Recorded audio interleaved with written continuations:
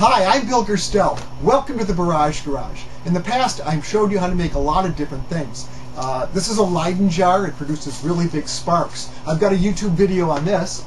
I've made this. This is a fire piston. It's a way to start fires without the use of matches. But today I want to show you something brand new.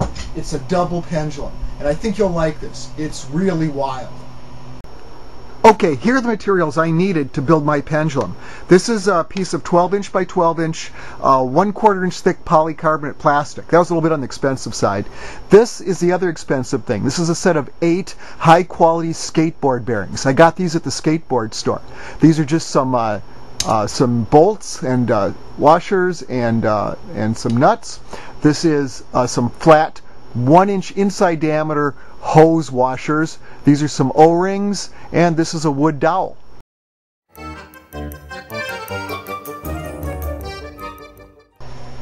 The first thing I need to do is cut the polycarbonate plastics to size. Now I'm not going to give all the dimensions here. The entire instructions are in the next issue of Make magazine. But for right now, I'm going to cut this 2 inches wide by 12 inches long using my table saw.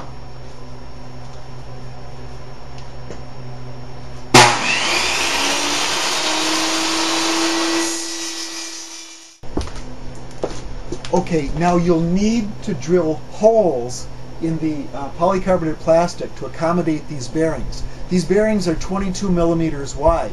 If you've got a 22 millimeter spade bit, you're in great shape. I don't have one, so I'm going to use a 13/16 inch bit and then kind of file it out a little bit to make it fit the bearing.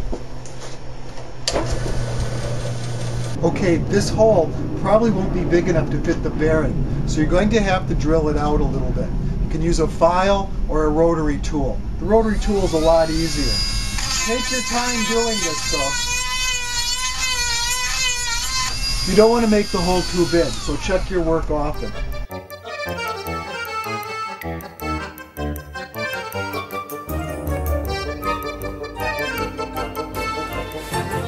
The most important thing to know about this project is the way the pendulum pieces are put together. Now there's two ways. There's a fixed joint. This piece and this piece stay in fixed relationship to one another. This is a pivoting joint. As you can see, they pivot. Okay, the way I made the difference is, in this case, I don't know if you can see that or not, there's a flat hose washer between the two plastic pieces. The plastic hose washer keeps the pieces aligned. But in this case, with the pivoting joint, there's just a small O-ring in there. And on that O-ring, it pivots very easily. So with the two kinds of joints, I can make up various configurations of pendulums.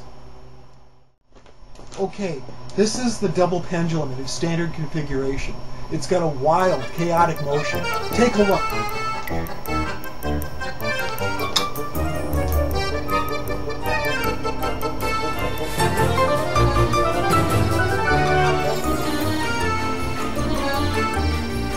Now, triple mode.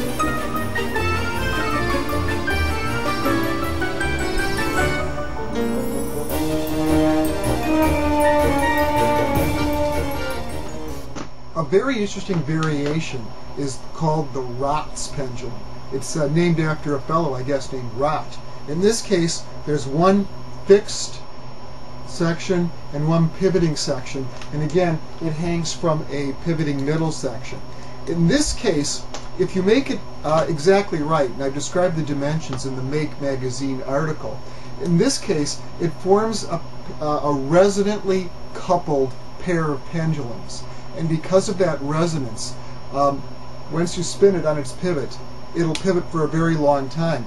Basically, this pendulum will be an integral multiple of this pendulum. So this will go twice for every time this goes once.